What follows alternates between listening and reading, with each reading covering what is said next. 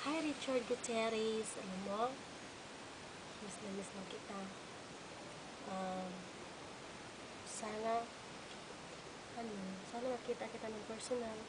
Sana makita kita ng personal, at saka makayakap at makausap, at saka mag-picture taking tayo. At saka masaya na ako dun. At saka alam mo, sana, wish ko lang talaga bigyan mo ako ng maraming picture mo.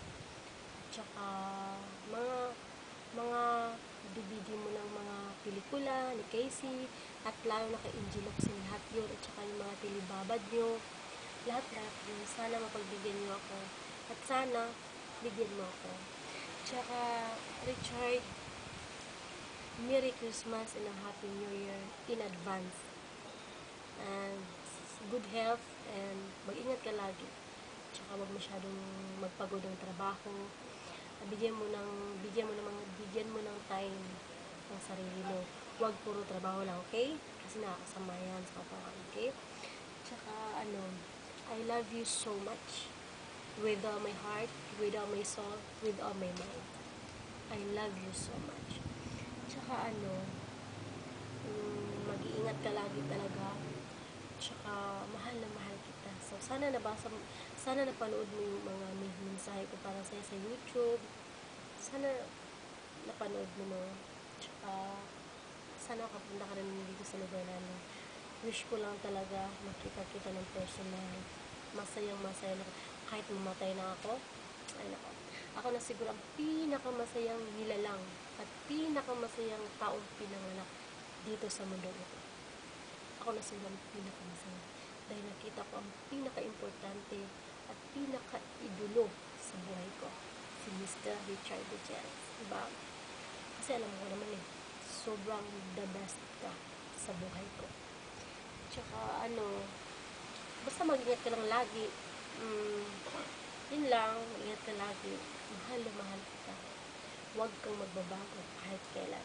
Again, salamat sa lahat, and Merry Christmas and a Happy New Year in advance. Sana makita kita ng personal. Tsaka kumusta naman kayo ni Casey? Uy! Kayo na ba? Joke. Okay, nagkausap na ba kayo ni Angel Locsin? Alam mo, bawal din kayo. Gusto ko sila talaga. So, basta hila. Hoy, sila na ni Casey. Joke.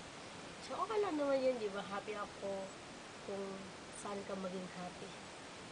Sayang masaya na ako. Okay? Basta, maging happy ka. Happy ng mga fans ko. At mag-ingat lagi. Tsaka, ito na naman ako. Another mensahe naman sa'yo. Sana makita at mapanood mo na to, no? Yun lang. Wala na akong masabi. Tsaka yun lang. Mag-ingat ka lagi. Good health. And good health din para sa family mo. Lahat-lahat ng mahal mo sa buhay. So yan. Love you.